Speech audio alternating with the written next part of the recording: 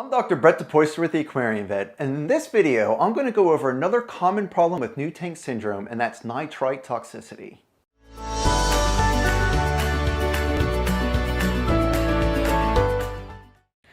Nitrite is less toxic compared to ammonia, but when present it still has a direct impact on the fish's ability to transport oxygen throughout its body.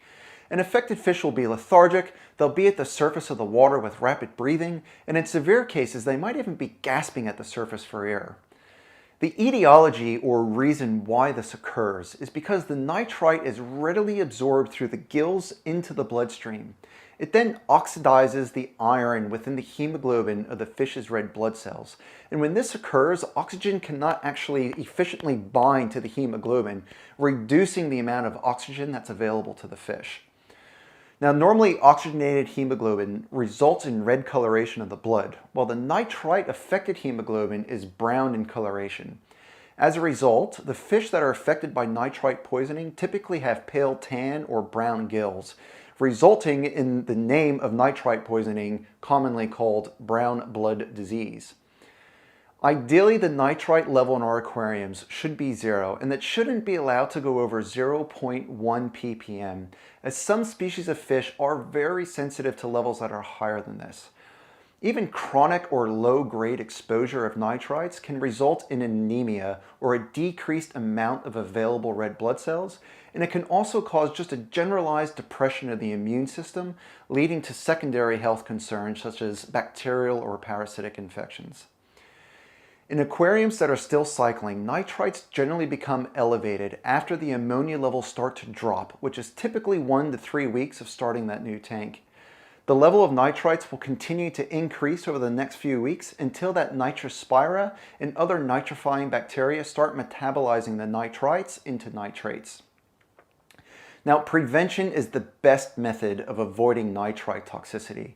This includes properly cycling the biofilter before adding fish to the aquarium, regular maintenance of mature aquariums, and of course regular water testing of the water quality in your aquarium.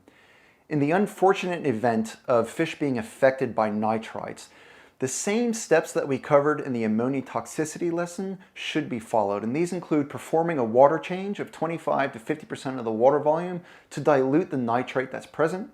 Next, we want to reduce the amount of food being fed or even stop feeding altogether for a few days. This will significantly reduce the ammonia being produced by the fish, which in turn reduces the amount of nitrites being produced. Next, we want to ensure that the water is well aerated to keep the water well oxygenated. This is beneficial for 2 reasons. First, it actually helps the fish to be able to breathe, but it's also really important for the bacteria involved with the nitrification process. As we discussed in the ammonia toxicity lesson, the addition of beneficial bacterial cultures available at your local pet store or aquarium will also help speed up that cycling process and reduce the nitrates. Lastly, in freshwater aquariums, we can add sodium chloride such as sea salt or table salt at a dose of 10 milligrams per liter of water for every 1 milligram of nitrites per liter that's present in the aquarium. This will reduce the toxic effects on the fish, as this reduces the amount of nitrites that the fish actually absorb through their gills.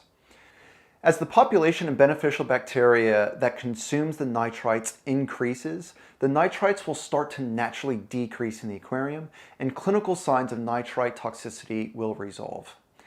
Now, as I mentioned before, this is completely preventable, and I cannot stress enough the importance of regular testing of your aquariums to catch anything that's gone wrong or while you're monitoring the cycling of your aquarium. So that covers nitrite toxicity. I hope you enjoyed it, and I'll see you in the next lesson.